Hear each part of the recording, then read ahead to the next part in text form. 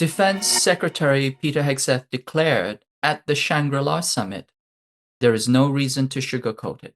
The threat China poses is real, and it could be imminent.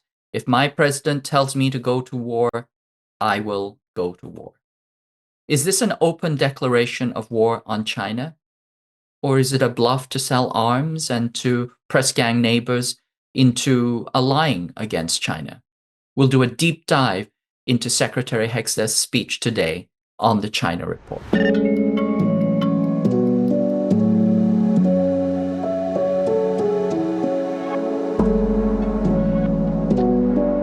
Welcome to the China Report, made in collaboration with Pivot to Peace.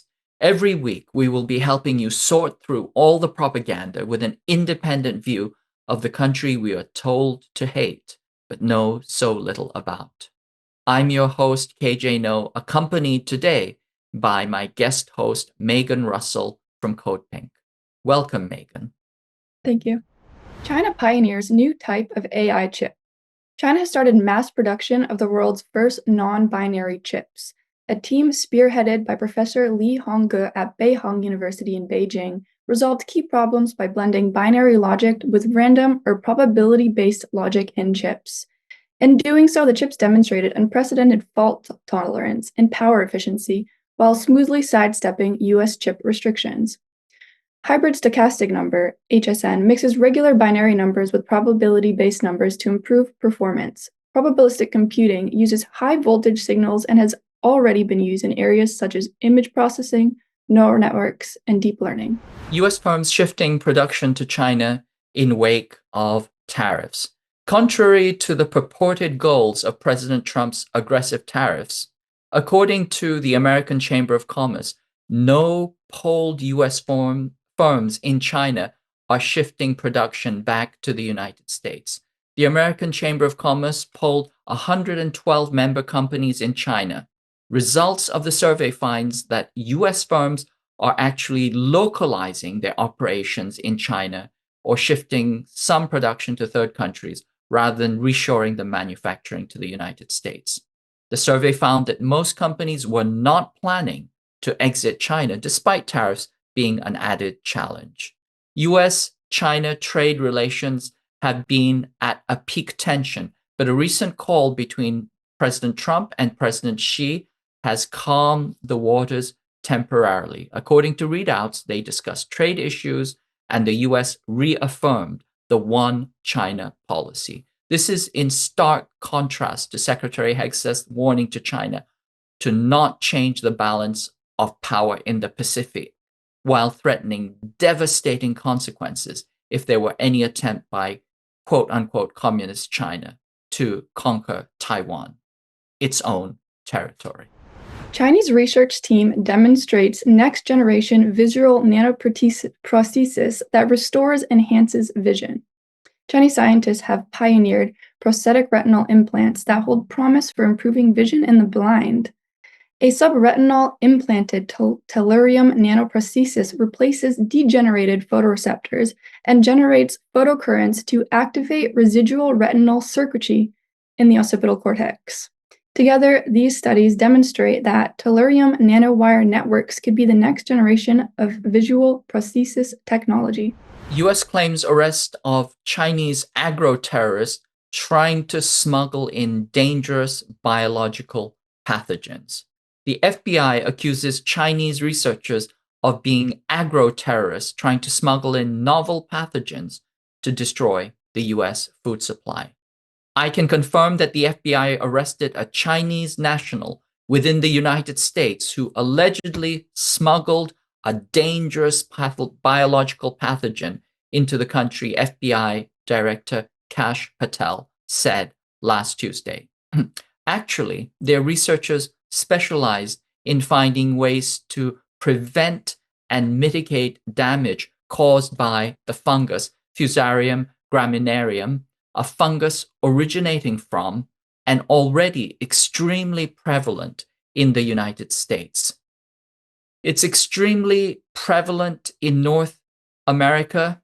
It likely arose in North America, so it's not like a foreign agent coming in, and it's already causing a lot of problems in US agriculture. Harold Kistler, an adjunct professor at the University of Minnesota, told CBS News.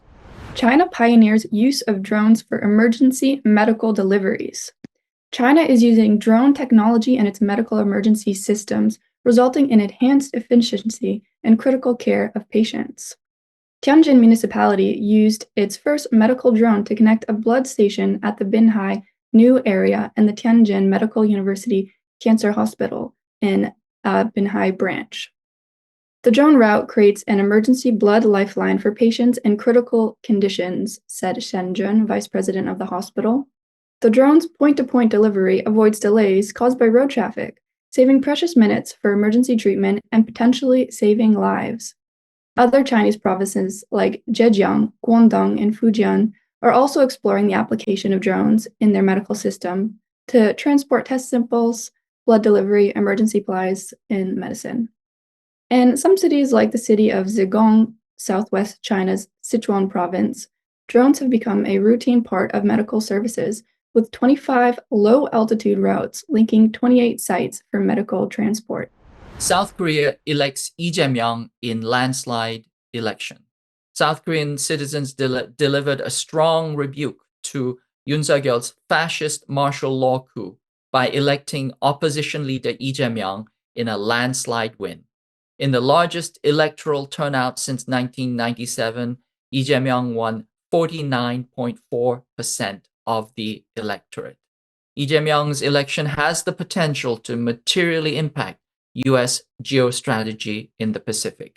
Yoon was considered Washington's perfect partner, perfect as in the perfect partner for war. His Indo-Pacific strategy was a clone of the United States, and his martial law declaration may have been an attempt to trigger war in the Pacific.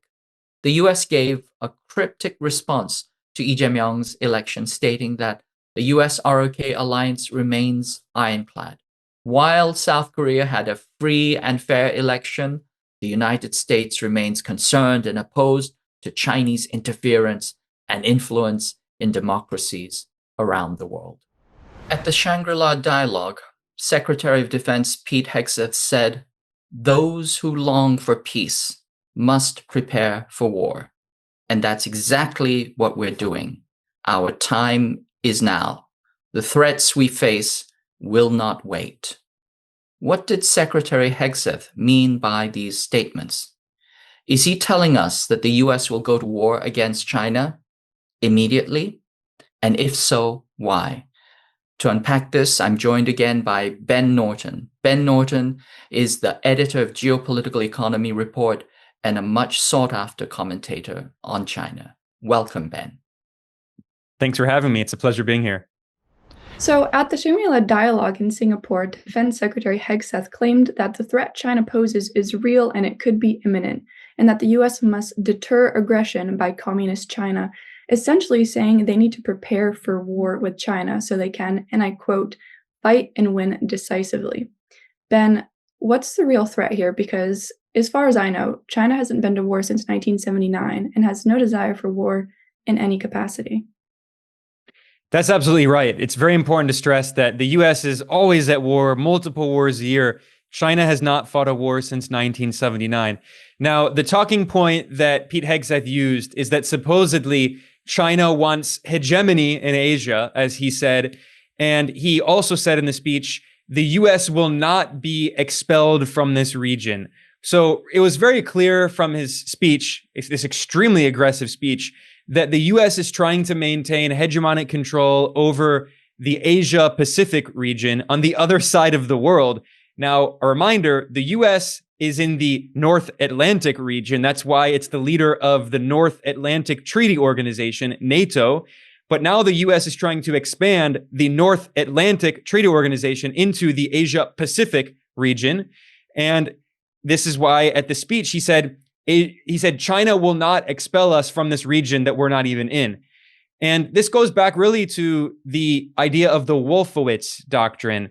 In the 1990s, in 1992 specifically, the Pentagon published this infamous report. It was written by Paul Wolfowitz, who at that time was the Undersecretary of Defense, and then under George W. Bush, he became the Secretary of Defense, which is Hegseth's position now. And Wolfowitz said openly that the U.S. goal was to prevent the rise of a near-peer strategic competitor, another superpower that could challenge U.S. global dominance. Of course, in the 90s, it was a unipolar world. The Soviet Union was overthrown. China was still developing and quite weak. So the U.S. was the only major power, and the U.S. was trying to go around and impose its hegemony on every major region of the world. And if you read the Wolfowitz Doctrine, they specifically named East Asia and also what they call Southwest Asia, which is popularly known as the Middle East. And you see that, Trump has de-emphasized Europe, but the Trump administration has heavily emphasized U.S. military presence in East Asia and in West Asia, the so-called Middle East. And here we can see in this speech, Hegseth says, we are going to maintain the dominant power in this region, and we are preparing for war. And he was building on the comments that he made in Japan and in the Philippines, because, this speech was given at the end of May, and Hegseth has only been defense secretary for 4 months. And in those 4 months, he has already visited the Asia Pacific region 2 times. Although, of course, the U.S. is trying to rebrand this region as the Indo-Pacific region to try to bring in India into this preparation for war on China. Even though, honestly, India, I have many criticisms of the Indian government, but India has a non-aligned foreign policy. It's not just going to obediently go along with the U.S. and push for a new war. But anyway, the point is that in this meeting that Hegseth had in Japan and in the Philippines, he said that the U.S., again, he repeated that the U.S. is preparing for war. In the case of Japan, he announced that the U.S. military is expanding its military footprint in Japan. And he said he's turning Japan into a, quote, war-fighting headquarters, end quote. That was the language he used. And then in the Philippines, he gave an even more hawkish speech. And in the northern part of the Philippines, the U.S. military has installed a missile system that's called the Typhoon missile system. It has a range of nearly 2,000 kilometers, over 1,000 miles, and it can hit most of the cities in mainland China. And also, the U.S. military is using 9 bases in the Philippines. So that was the first meeting that Hegseth had in the Asia-Pacific region. Now, in the second meeting in Singapore, he was pressuring countries in the region to try to join the U.S. in this new Cold War against China, to prepare for this new Cold War. But I have to say, he's actually he's not very successful, because most of the countries in the region, excluding the Philippines, which is a very unique case, but excluding the Philippines, most of the other countries don't want anything to do with this. They're trying to maintain their distance from the Trump administration's very aggressive policy, and especially in Southeast Asia. The ASEAN countries and the Association of Southeast Asian Nations recently held a historic summit with China and the GCC, the Gulf countries, in Malaysia. This happened the same week as the Shangri-La Dialogue in Singapore. So this attempt by the Trump administration to divide the region is not proving very successful. So it is not proving successful, but I note that Secretary Hegseth said in his speech, directly addressing the ASEAN nations, he warned them against, quote unquote, entanglements that complicate our decision space. Now, I'm of the opinion that 4 months ago, Secretary Hegseth did not even know what ASEAN was. He couldn't name the countries of Southeast Asia. In fact, he named Korea and Japan as countries of Southeast Asia. So in a certain sense, it's rather frightening to see that we're doing remedial education for the Secretary of Defense by escalating to war. But how do you see the ASEAN GCC China summit? Do you think that they will be able to cohere as an organization and resist U.S. pressure to become proxies in this escalation to war? Or do you think that they will continue to escalate according to U.S. U.S. dictates? Well, the situation is obviously complicated, but I will say that it's quite different from the first Cold War, because in the first Cold War, the Soviet Union did not trade a lot with many of these other countries outside of the socialist bloc. Of course, it traded with other socialist countries, especially Cuba, the DPRK. But in terms of Southeast Asia, I mean, many of these countries were colonized by the European colonial powers, and the US had a very kind of hegemonic footprint in the region, strong control over countries like the Philippines, which was a US colony during the first half of the 20th century. From the 1898 Spanish-American War, when the U.S. colonized former Spanish colonies, including Puerto Rico, which remains a colony today, including Cuba, the Philippines, Guam. So in terms of the region, it's quite different today because China is the largest trading partner of Southeast Asia by far. And if you look at a chart of ASEAN's trade with China, it's going up and to the right, and its trade with the U.S. is going down over time. So there's a consistent trend. So what the US is essentially asking for is these countries to sacrifice their own economic well-being on behalf of the United States. That's very hard to sell, even to the capitalist elites in these countries, right? Because they want to trade with China. So that's a significant difference between China today in the new Cold War and the Soviet Union in the first Cold War. A few other thoughts on this. I'm glad, KJ, you mentioned this part of Hegseth's speech where Hegseth essentially said that ASEAN has to choose between either the US or China. As you said, he said this complicates our strategic decision space if they have a security partnership with the US, as he put it, and an economic partnership with China. So translating that, he's saying, look, if you have a military relationship with the US, you cannot significantly trade with China. You have to pick a side. And a lot of countries don't want to pick a side. That's why they're maintaining a non-aligned policy. And this includes not only the ASEAN countries, but also the Gulf countries, the Persian Gulf monarchies that historically have been extremely close US allies, if not just US vassal states.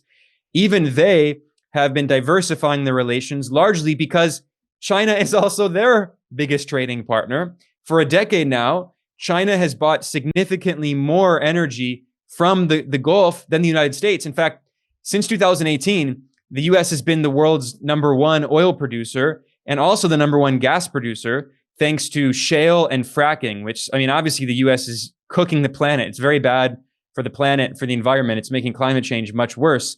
And fossil fuel corporations are profiting. Under Biden, fossil fuel corporate profits tripled. They tripled under Biden. So, I mean, whatever, that's a whole other issue of US hypocrisy on climate change. But the point is that the US is no longer the main purchaser of oil and gas from the Gulf. China is. China has 1.4 billion people. It's the largest importer of energy on earth. So why would these countries in the Gulf also sacrifice their economic relations on behalf of the US? The US would tell them, well, we are protecting you in scare quotes, because the US has many military bases in the region and the US has troops in the region. But I think a lot of these countries are trying to hedge their bets and think about how they can move into a post-US world. And that doesn't mean that they're going to all break relations with the US and support a revolutionary global South struggle, especially the Gulf monarchies. These are very reactionary regimes. But it's in their economic interests to maintain a non-aligned policy because they really want to trade more with China. They also want to buy great BYD cars. One of the biggest export markets for high quality Chinese EVs is West Asia, the Middle East. They also want to buy solar panels from China because these are countries that have a lot of desert and a lot of possibilities for solar power. So China is offering these countries a lot of things that the US simply can't offer. In the case of Southeast Asia, I mean, the Gulf monarchies are some of the richest countries in the world, but in the case of the ASEAN countries, many of these countries are still poor. They're still developing. They're former colonies. And they really want to partner with China, especially for energy, which was a major issue discussed in the ASEAN GCC China summit. China is the world leader in renewable energy. And a lot of countries like Indonesia, Malaysia, even the Philippines, despite the Philippine government strongly supporting the US in this hardline antagonism against China, despite that, these countries are importing a lot of solar panels and batteries from China because these are countries where the energy grid is very underdeveloped. There are rolling blackouts constantly. A lot of households spend huge parts of their paychecks just paying for their energy bill. So if they can get electricity from solar power from free for the sun, and then they can store it in at night, they can store that energy in a cheap battery they bought from China, that's a game breaker for many of these countries. So simply the US cannot offer a lot of these countries what China is offering, which is why they're trying to maintain good relations with both sides. But the last thing I'll say here is that, every year, ASEAN is surveyed by this Western polling firm that asks them, if you're forced to choose a side, if you can only pick either China or the US, they don't want to pick one. They want to have good relations with both sides. But if they had to only pick one, last year in 2024, for the first time, the majority of people in ASEAN said they would prefer China. And especially in Muslim majority countries like Indonesia and Malaysia, they had a strong preference for China because the US obviously supporting Israel in the war on Gaza. So the situation is shifting pretty quickly. Ben, although the rhetoric coming from the current administration seems to be heating up, it doesn't seem like there's really been that much of a policy shift. I mean, Biden was the one who, set up the Typhoon missile system in the Philippines during his term. And installing a missile system that has the ability to destroy many of China's largest cities is an extremely, extremely aggressive move. Do you see this militarized policy toward China as bipartisan? Yeah, absolutely. In fact, after Hegseth gave this extremely hawkish speech, Eli Ratner, who was a top Pentagon official in Biden's administration, he went on Twitter, X, whatever it's called this week, and Eli Ratner said that despite the rhetoric of Hegseth's speech, it's largely completely continuity with our policy in the Biden Pentagon. And then he also called for an even harder line on China. So yeah, this is completely bipartisan. And I'm glad you mentioned the rhetorical differences, because obviously that's one of the main differences. The Trump administration, the Republicans, they like to, pump their chests and talk about how aggressive they are. A good example of this is that Hegseth has been trying to rebrand U.S. soldiers and troops as war fighters. He's constantly saying that. He said that in his speech at the Shangri-La Dialogue. He said, our war fighters are preparing. And in fact, J.D. Vance, the vice president, also gave a speech at the Naval Academy graduation, also in May, very aggressive speech. And in that, he similarly talked about how the U.S. is preparing for a war on China. He told these Naval Academy graduates that you need to prepare for future potential wars. And he said that we don't want to start a war, but if we have to, we're going to send you for war. And he strongly hinted it would be against China. He said it was a mistake to have normalized relations with China and to have traded with China. He said that instead of fighting wars in West Asia, that the U.S. should have focused on isolating China and preventing China from developing. So, I mean, this is something that we've heard across the Trump administration, not just with Hegseth. Although I should point out that I should have mentioned this earlier, Hegseth is an especially hawkish, extreme figure. He was previously a Fox News host. That's how Trump discovered him. And in 2020, Hegseth published a book called American Crusade, in which he proudly self-identified as a crusader. He said that conservatives in the U.S. should continue the crusades that started 1,000 years ago. And he said on the first page of this book that the right wing in the U.S., which he proudly identifies as part of, is waging a holy war. He used the term holy war. And in the book, he said that holy war is against China, the international left, and Islam. And in this book from 5 years ago, the sitting defense secretary said he boasted that the U.S. will overthrow the Communist Party of China and the government of China, and that China will be licking its wounds for hundreds of years. So this is a guy, I mean, who has a colonial worldview.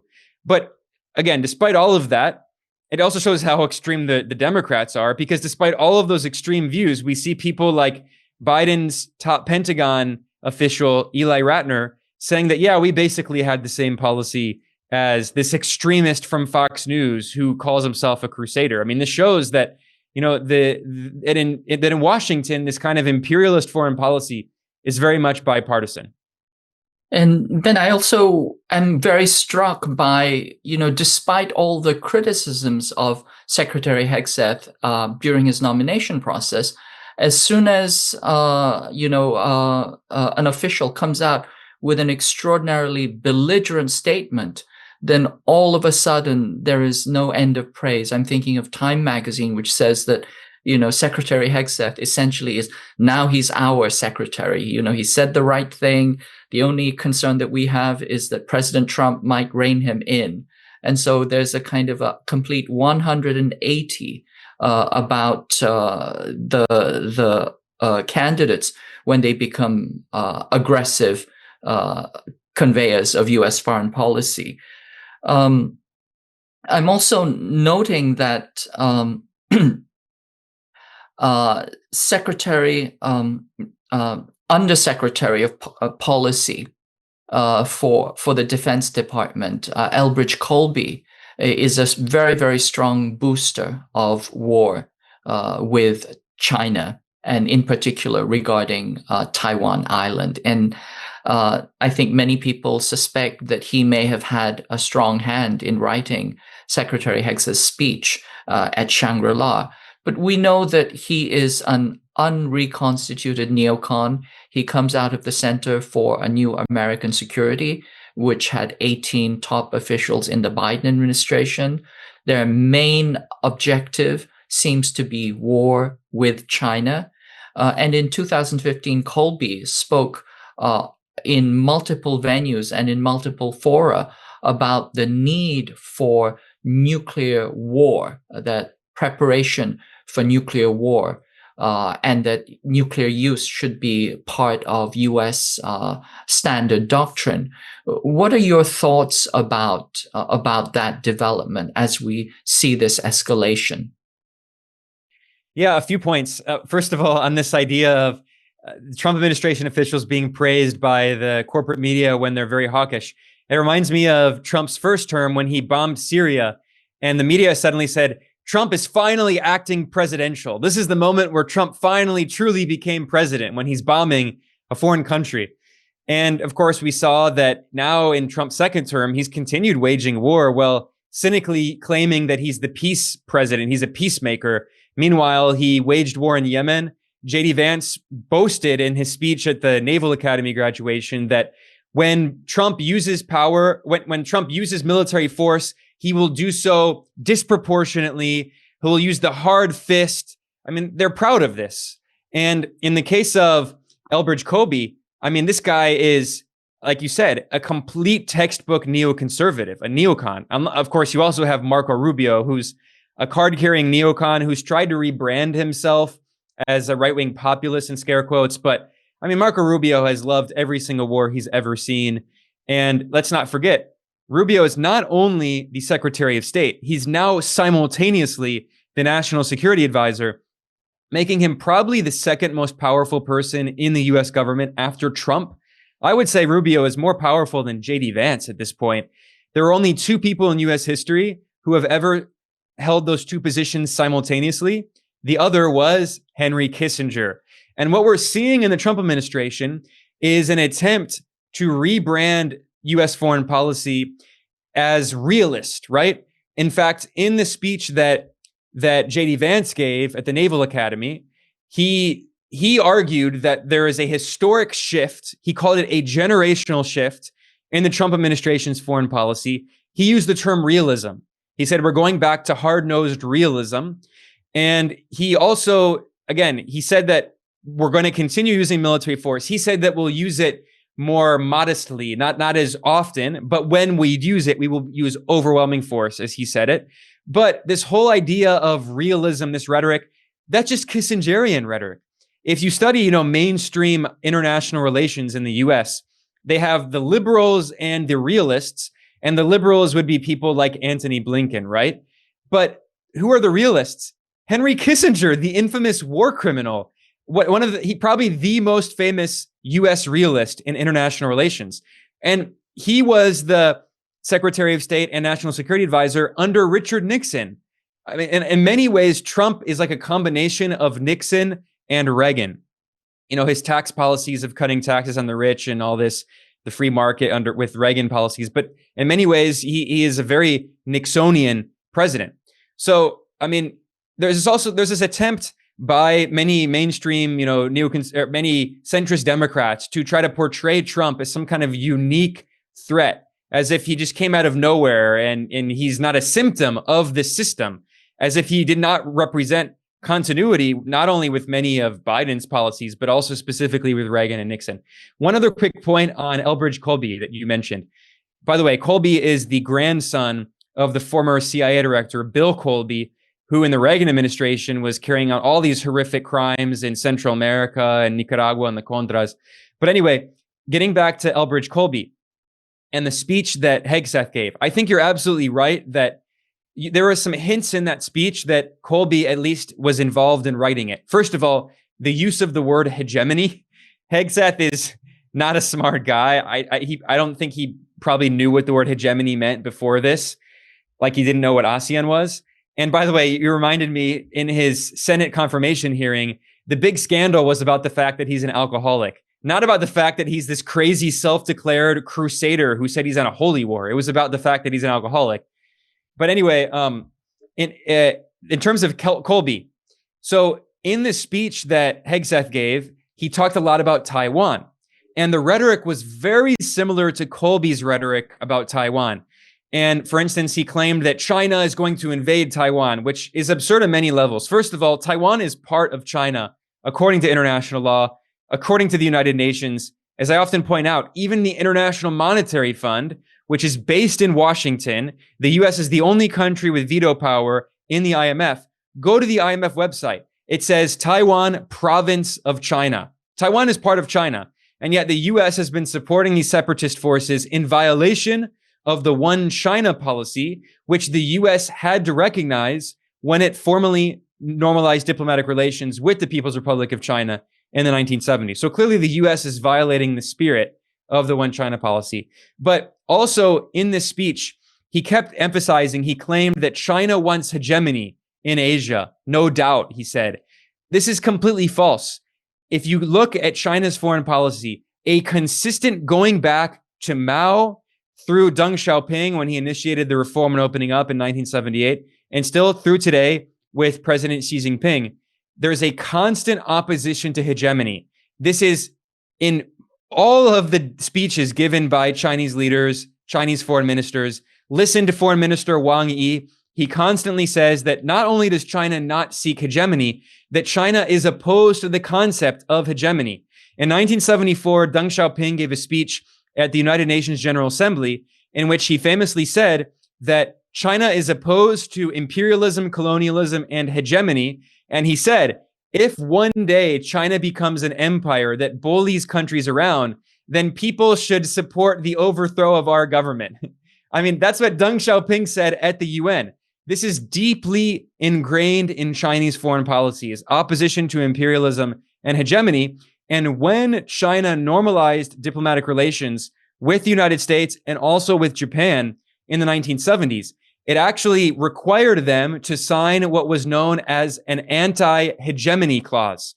This is a major part of Chinese foreign policy. So this idea that China wants hegemony is just completely absurd. It's actually projection of what the United States wants in the Asia-Pacific region on the other side of the world. It's the US that wants hegemony, and that's why it sees China as a threat to its hegemony. Absolutely, Ben. I think you're absolutely right on that. I just want to point out a few more data points. One of the points that seems to be current in the Pentagon and in Washington is that China has had this incredible military expansion. Richard Marles, the Australian prime minister, said it's been the greatest military expansion since World War II, which lets us know that he knows absolutely nothing about history, because the greatest military expansion since World War II has been the United States. And after that, the Soviet Union. But China's military expansion, simply in terms of manpower, which I think is a very useful metric to look at, is since 1985, China has reduced its military manpower by 2 million troops. And in the past decade alone, it's reduced its manpower by 300,000 troops. And so if it had expansionist agenda, that's certainly not what you'd be seeing. What you do see instead is, a steady development of China's defensive capacity, which it is doing because it knows that the U.S. is escalating to war. But one of the things which is really interesting to note is Colby likes to present himself as a realist, but when he actually talks with people who I think are much more grounded in reality, like Lyle Goldstein of the U.S. Naval College, Goldstein points out to Colby that there is no way that the United States can win a war against China over Taiwan. He says it's the U.S.'s battle to lose. And he says, don't even go there. It's a family quarrel. It's a remnant of the Civil War. And if the U.S. got involved in there is no way the U.S. could prevail. And Colby's response is very interesting because despite the very fact-based analysis that Goldstein gives him, he simply says, essentially, he's saying it doesn't matter. We don't mind if Taiwan is destroyed. We're essentially, and I'm paraphrasing here, we're essentially looking for a tripwire, and we want to maintain hegemony through this provocation. So we can see how the entire Pacific is being set up for war across the first island chain. But I want to pivot to Korea. One of the things that has happened very recently is South Korea has sent a very strong rebuke to Yoon Suk-yeol, who was the U.S. Quisling authoritarian, and they have elected him in a snap election with 49.4% of the votes.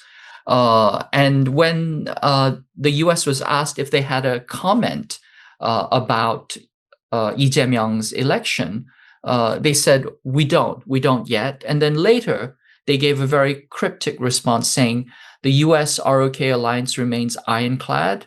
While South Korea had a free and fair election, the United States remains concerned and opposed to Chinese interference and influence in democracies around the world. What do you make of that statement and the situation with South Korea? It's very, very revealing because the new president, Lee Jae-myung, has often been portrayed as the right wing in Korea as supposedly a China puppet, which is absurd. I mean, he, like many other leaders I was discussing earlier in Southeast Asia and in the Gulf, he wants South Korea to have a more non-aligned foreign policy. He's made it very clear that, okay, yeah, we'll of course always have a good relationship with the US, but why are we antagonizing China? China is our largest trading partner. The US is not our largest trading partner. Why are we antagonizing them? So he simply represents a more independent leader who's acting on behalf of Korean interests. And yet the US simply wants a puppet who will sabotage Korea's economic interests and other interests on behalf of the United States and antagonize China and act as a forward operating base for war on China. I mean, they want someone like Marcos in the Philippines. We were talking about the Philippines earlier. Right now, the Philippines is governed by the son of the former brutal right-wing dictator who is Ferdinand Marcos Sr. It's now Ferdinand Marcos Jr. And he is objectively sacrificing his country's own interests to antagonize his country's largest trading partner, China, on behalf of the United States, and volunteering to turn the Philippines into the Ukraine of Asia. What Lee is saying now, the new president of South Korea, is we don't want to be the Ukraine of Asia. We want to be a country of peace and balance our relations. And if you go back and look at the previous coup attempt, they actually made plans to assassinate him because they saw him so much as a threat. Not only in terms of his foreign policy, of course, that's a really key part of it, but also in terms of his economic policy. I mean, he's in many ways, he's called a left-wing populist. You know, the Western media has described him as the Bernie Sanders of South Korea. I think that's not entirely accurate. It's much more complicated. But in terms of his economic policies, he is very much not a neoliberal. He's advocating for more state-led economic development. He says we need more industrial policy. He says we need more support for poor and working class Koreans. So I think that, a lot of people are very happy with this election. That's why he won and was essentially a landslide victory. And this is why there's been such an attempt by the US and the right wing in Korea to portray him as a Chinese puppet to delegitimize, one, his independent foreign policy, and two, his left-wing economic policies, challenging the chaebols, these massive corporate conglomerates, these huge oligopolies and monopolies that make up the majority of South Korean GDP. He's saying that we need a change. And I don't think it's a coincidence that the more that South Korea, in terms of its foreign policy, moves away from the US and pursues a more non-aligned foreign policy, the more its economic policies become more pro-working class and more progressive. It's not a coincidence. Those go hand in hand. I agree with you absolutely. I think that Lee Jae-myung signals a shift. I think he's the crest of a tidal wave, which is shifting throughout Asia. But it remains to be seen how much maneuvering space he has. We know that there are very, very strong forces that are impinging on South Korea, and they certainly are still very, very set on pulling South Korea into the U.S. Agenda of war against China, primarily through the Japan-U.S. Korea alliance. On a final note, Ben, it seems to me that throughout U.S. history, especially with the rhetoric in this current administration, as we've talked about, but there's always been this very heavy emphasis on this anachronistic concept of peace through strength, that is, conflating peace with militarism and war preparation, essentially confusing peace with war.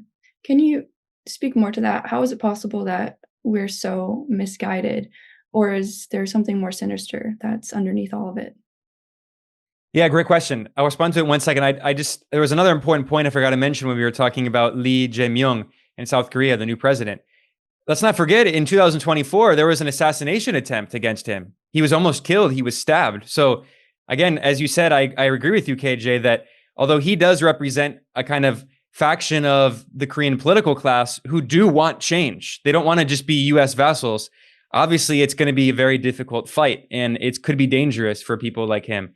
In terms of your great question, Megan, I think this is this kind of Orwellian slogan, war is peace, peace through strength. This is what we've seen repeated again and again and again by the Trump Pentagon. Hegseth has made this his slogan, peace through strength, peace through strength.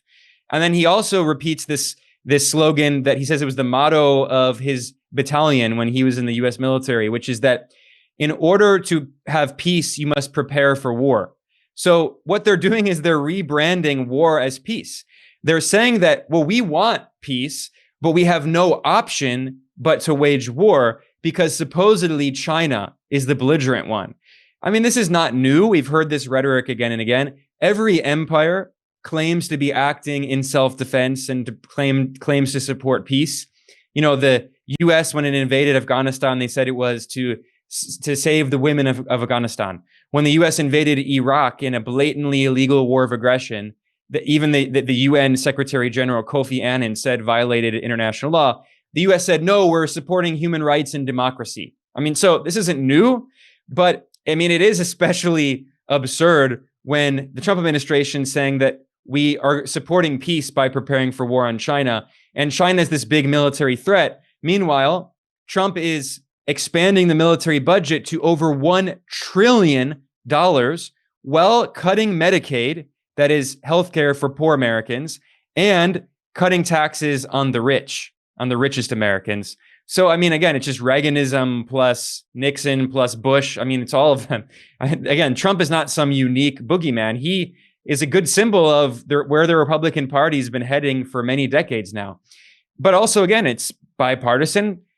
Joe Biden, as president, was also a president of war, sponsoring war in Gaza, war in Ukraine, and also preparing for war against China over Taiwan. As you rightly pointed out, it was the Biden administration that deployed these missiles, the missile system, the Typhoon missile system, to the northern part of the Philippines. So there's a lot of continuity. Now, in terms of the cynicism you mentioned, this, I think that's the perfect word. It's a cynical narrative to convince people that China is the aggressor. It's completely absurd. The United States already, before the new military budget, the previous military budget of $877 billion a year, that was already more than the next 10 largest military spenders in the world combined. The US is constantly at war everywhere you look.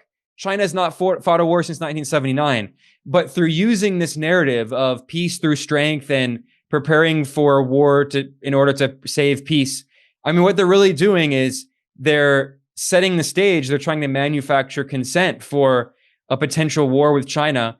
And they're saying openly it's going to be over Taiwan. And they want Taiwan to be the tripwire, even though, again, this is completely absurd. Taiwan is part of China. China is not, I mean, China wants peaceful reconciliation. They want peaceful reunification. But it's actually the US that has been supporting these extremist separatist forces in Taiwan who don't have the support of the majority of the population. Polls in Taiwan show that only around like 7% of people in Taiwan actually want independence immediately. These separatist forces are not popular, but the US is afraid that if it waits too long, that China will continue growing in influence. Its economy continues to grow quickly. China is obviously going to be more and more influential in the world. So the US wants to use Taiwan as this issue to try to isolate China, to turn other parts of the world against China by promoting conflict. So once again, it's the US that everywhere you look is promoting conflict in Ukraine, in Asia, in Palestine. And it's China that is actually objectively a force for diplomacy and peace. So the US is saying, no, actually, we're the ones who are supporting peace when everyone in the world can see that's obviously not true. Thank you, Ben. Very, very important points. And we will have to come back to this again because we know that the situation is still escalating. But I want to thank you today for your analysis, and we look forward to having you again.